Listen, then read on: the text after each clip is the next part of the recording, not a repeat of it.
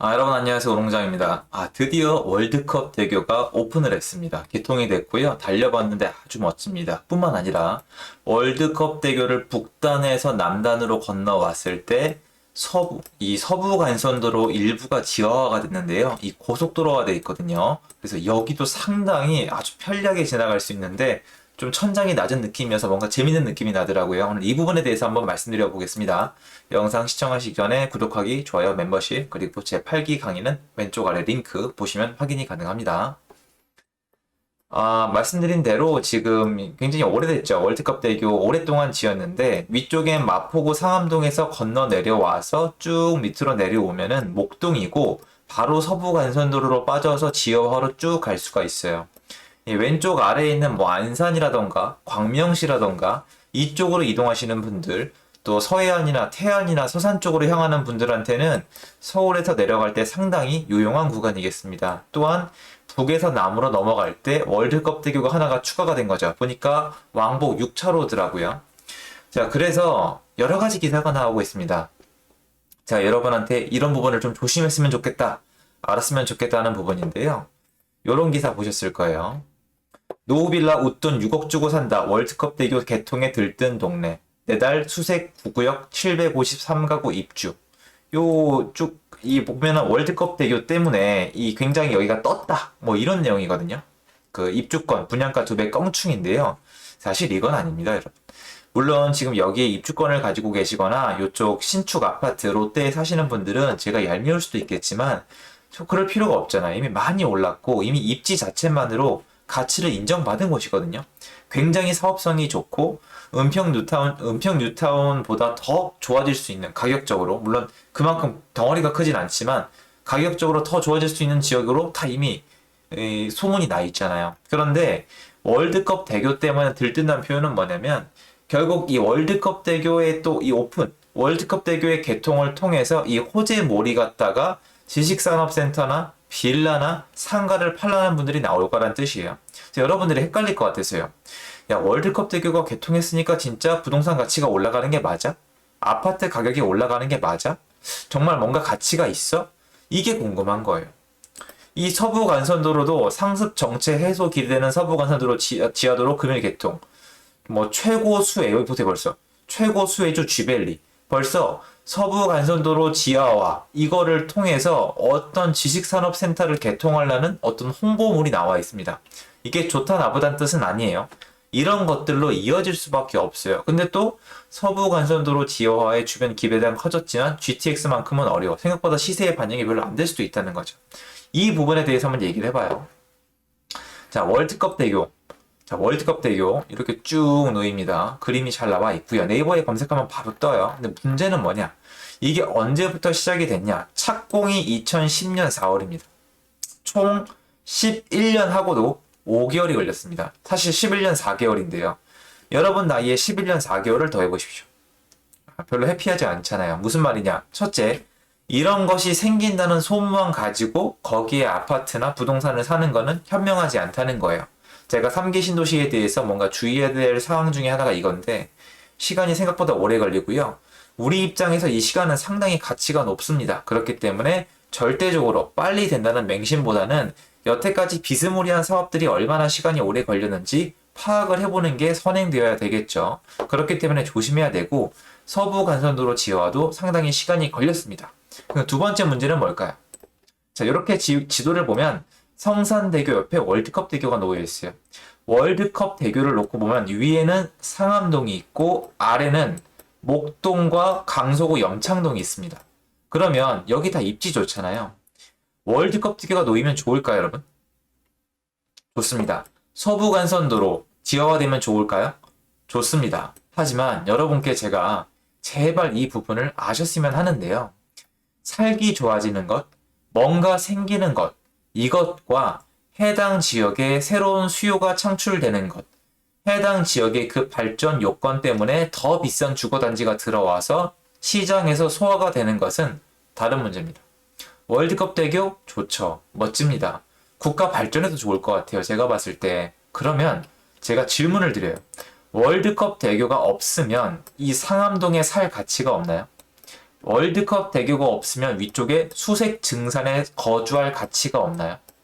월드컵 대교가 없으면 강서구 염창동이 여태까지 저렴했으며 목동의 학군이 발전을 못했나요? 아닙니다. 월드컵 대교 없이도 이쪽은 9호선, 아래로는 5호선, 2호선 잘 타고 다녔고 상업동은 여태까지 6호선 그리고 이거 공항철도랑 경의중앙선 잘 타고 다녔습니다. 여긴 거주환경, 자연환경을 많이 누리셨고요. 무슨 말이냐? 월드컵 대교 없이도 여기는 주택 수요가 원래 있었어요. 즉 월드컵 대교가 놓이면 좋아지는 거지, 편해지는 거지, 여태까지 상암동, 목동, 염창동을 선택하지 않던 분들이 월드컵 대교 하나 보고 여기에 거주하기로 결정하게 될 이유는 없기 때문에 주택 가격의 직접적인 상승 요인으로 작용하기는 어려워요. 물론 시장의 분위기와 타이밍상 얘가 딱 개통했는데 시장이 올라가는 바람에 주택 수요가 올라갈 수 있어요. 가격은 올라갈 수 있어요. 그때 뭘 비교하시면 될까요? 맞습니다. 얘네만 올랐나? 월드컵 대교 위아래로만 올랐는지 다 올랐는지 비교하시면 되는데 다 올랐습니다 지금. 그러면 상관이 없는 거예요. 어느 정도 호재가 돼야 가격이 오를까요? 자, 예를 들어 드릴게요 여러분. 여러분이 예를 들어서 예전에 여기 동신대야 아파트나 한강타운에 산다고 쳐봐요. 한강타운 아파트 지금 엄청 좋아 보이죠? 많이 비싸요. 뒤에 가면은 이 한강 주변으로 산책 코스도 있고 아래쪽으로 양천향교역 쪽으로면 그럭저럭 상권도 있고 옆에 공원도 있고 마곡지구도 있습니다. 굉장히 좋은데 예전에는 주거지로서 각광을 받지는 못했습니다. 좋은 주거지로 인정받지 못했었어요. 왜냐면 이 가양동에는 임대주택이 꽤 있는 데다가 나쁘다는 뜻은 아니에요. 어쨌건 민간주택보다는 임대주택이 상당히 비율이 꽤 있습니다. 그리고 학군 조성이 안 돼 있었어요. 상권도 애매합니다. 그런데 출퇴근하기에는 서울 쪽에 붙어있는 목동이나 염창동보다 한없이 멀었어요.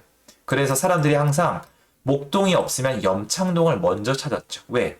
출퇴근하기 가까우니까. 그때는 올림픽대로 타고 다녔어야 되니까. 하지만 9호선이 생겼습니다. 9호선을 타고 가면은 양천향교역이나 가양역이나 염창역이나 비슷하게 걸립니다. 그러면 사람들은 어떻게 됩니까? 네, 나중에 재건축이 됐을 때 더 가치가 있어 보이는 더 오래된 주공단지가 모여있는 가양동으로 가기 시작한 거예요. 즉 예전보다 더 많은 사람이 여기에 거주를 선호하게 됩니다. 물론 시간은 걸려요. 이런 식으로 따져보시면 대중교통이든 다리든 출퇴근에 필요한 대중교통, 인프라스트럭처가 최고입니다. 김포 골드라인 애매해 보이긴 하지만 분명히 출퇴근이 가능해지죠. 왜죠?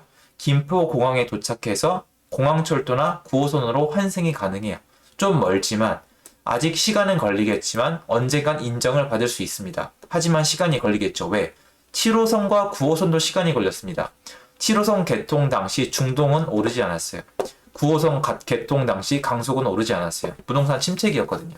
즉 얘네도 인정받으려면 시간이 걸린다는 거예요. 하지만 거꾸로 서울의 우이신설 경전철이라던가 아니면 소사 원시선 같은 경우에는 시사에 직접적인 영향을 주기가 어려웠어요. 왜 그러냐면 물론 올랐습니다. 타이밍상 전국이 다 올랐으니까.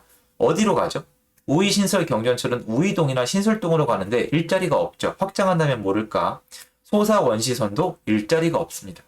근데 거꾸로 제가 미리 예측을 해드리는데 신안산선 어떨까요? 안산에 지어지고 있는 신안산선. 일자리로 갑니다. 여의도로 갑니다. 여의도로 출퇴근이 가능한 노선 중에 대형 평수가 많이 없습니다.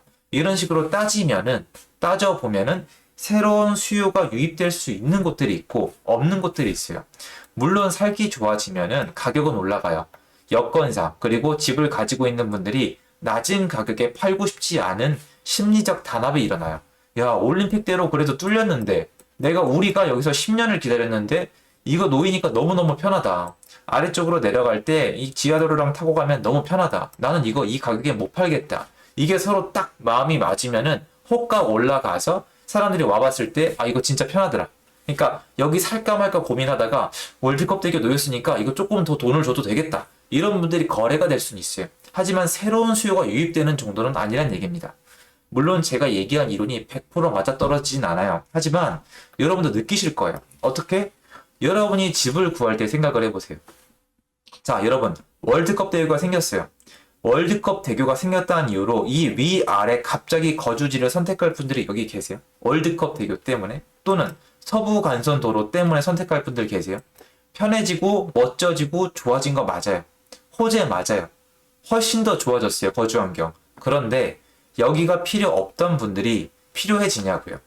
근데 예를 들어서 여러분이 만약에 마곡지구가 일자리인데 예전에는 강서구에 살거나 위쪽에 고양시에 살거나 밑에 인천을 택해서 차로 이동했다면 갑자기 김포 골드라인이 생겼다면 구례역이나 하다못해 양촌 구례 장기 운영역에 살아도 이걸로 출퇴근이 가능해지기 때문에 예전에는 여기 거들떠도 안 보던 분들이 여기 한번 거주해 볼까란 마음으로 전세를 한번 알아보는 경우가 꽤 있습니다. 이론적으로 가능하겠죠.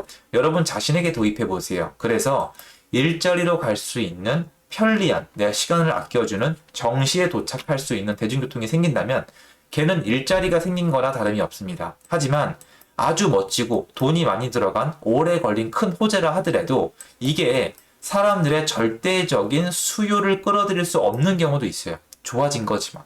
그런 경우에는 심리적인 부분이나 이미 기존에 집을 갖고 있던 분들, 그리고 여기에 집을 사고 싶었던 분들 중에서 그분들의 심리에 얼마나 작용한지의 여건에 따라서 가격이 왔다 갔다 할 뿐이에요. 그래서 절대적인 믿음은 어렵다. 뚫린 건 굉장히 좋다. 내가 타봐도 좋다. 하지만 이것 때문에 갑자기 여기에 집을 구할 분들이 생기거나 늘어나는 것은 아니다. 정도의 차이는 있다. 일자리를 갈 수 없던 곳에서 갈 수 있게 되거나 영종도처럼 약간 섬이었다가 다리가 많이 놓이게 되면은 모를까 이거는 다리가 하나 추가된 정도이기 때문에 이런 류의 뉴스만 보고 뭔가를 분양받거나 사려고 단순한 결정을 하는 것은 좋지 않다는 얘기를 해드리고 싶었습니다. 그래야 내 자산을 지킬 수가 있으니까요. 영상은 도움되셨으면 좋겠고요. 오늘 영상은 여기까지입니다. 감사합니다.